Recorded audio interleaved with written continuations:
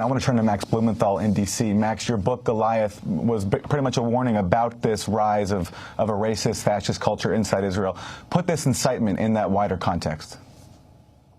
Well, I guess I hate being vindicated for the facts that I produced in this book, that I described in this book, the facts on the ground inside Israeli society. And what we saw in Haifa, what I understand, is that these right-wingers who attacked Ron and other leftists who are heavily demonized in Israeli society, incited against at the highest level by figures like the foreign minister Avigdor Lieberman, that these right-wingers arrived in buses, that this was a very organized attack. It's apparent to me that extreme right-wing elements have infiltrated the police, which have allowed them to attack leftists across Israel, to attack anti-war protesters. They've infiltrated them much in the way that Golden Dawn has done in Greece. The right wing, the current inception of the street-level right wing, which kind of acts as a street muscle for Netanyahu's governing coalition, particularly the right-wing elements, represented by Naftali Bennett of the Jewish Home Party. They are not just settlers or religious nationalists. Many of them were army reservists who came together as part of the Orange Cells that protested the withdrawal from the Gaza Strip in 2006. They formed a group called Im Tirtzu, which intimidates leftists and Palestinians on college campuses across Israel.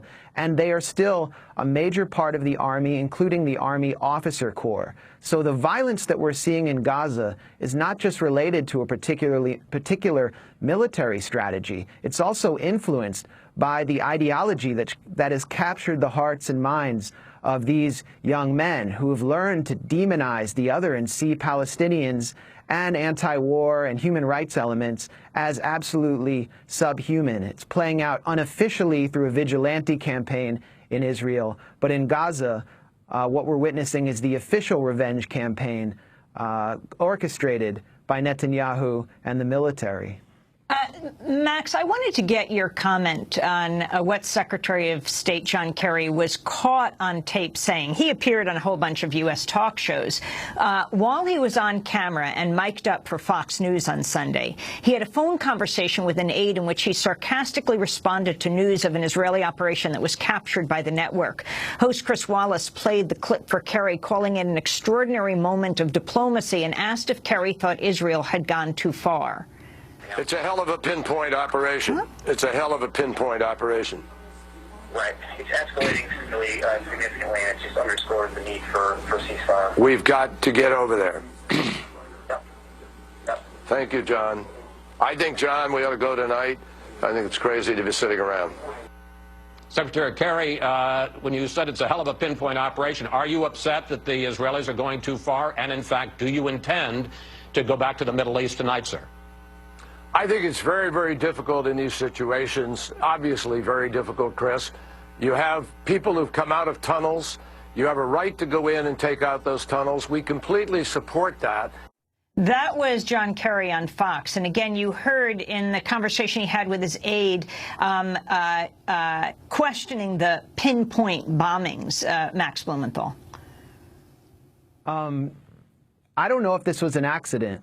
This may have been staged by Kerry to save face for his bungled act of hollow diplomacy, which was actually a ruse to legitimize Netanyahu's ground operation and create political space for the kind of massacres that we've been witnessing on this very broadcast. It was Kerry who helped draw up the sham ceasefire proposal, which was introduced by the coup regime of Egypt and Abdel Fattah al-Sisi, who has jailed thousands of Muslim Brotherhood members who are political counterparts of Hamas, who hates Hamas, and never presented this proposal to Hamas.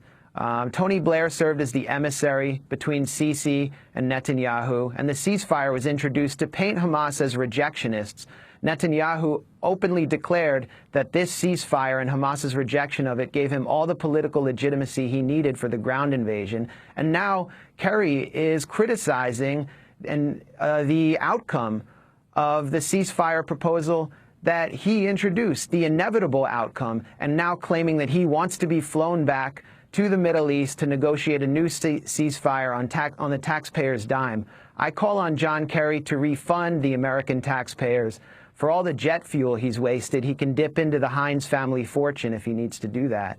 This is an absolute failure of U.S. diplomacy and an abdication of leadership by Barack Obama, who says that he's heartbroken by these images that he's witnessing from the Gaza Strip as he oversees and authorizes the shipment of the very weapons that are used to bombard hospitals in Deir al-Balah. The Al-Aqsa hospital was just attacked and 5 are dead. 4 were in surgery when they were killed. Max, earlier this month, Israeli Prime Minister Benjamin Netanyahu said that Israel will never give up security control of the West Bank. Of course, the Israeli raids on the West Bank that helped spark this crisis followed the unity government between Hamas and Fatah. In agreeing to the government, Hamas obviously was moderating its position somewhat, tacitly endorsing negotiations. How much of this whole operation do you see as an Israeli attempt to cement the occupation, the settlements in the occupied West Bank? This is absolutely about cementing the occupation, and Netanyahu and his defense minister Moshe Ya'alon have openly declared that their goal is to maintain the occupation perpetually with full U.S. support. So what we saw after the kidnapping and killing of the 3 Israeli teens, when Israeli intelligence knew who the suspects were within 24 hours and within 24 hours knew that the teens were dead, was a cover-up. The entire Israeli media was placed under gag, and the Israeli public was convinced that the Israeli military, as it rampaged through the West Bank, was on a rescue operation. The point of this operation was to crush any resistance to the perpetuation of the occupation and to the government of Palestinian Authority President Mahmoud Abbas, who has basically accepted the occupation as the head of the Bantustan Authority and accepted his role as a subcontractor of the occupation by accepting security coordination with Israel. We're going to have to leave it there. Max Blumenthal, senior writer for Alternate.org, his latest book, Goliath, Life and Loathing, Greater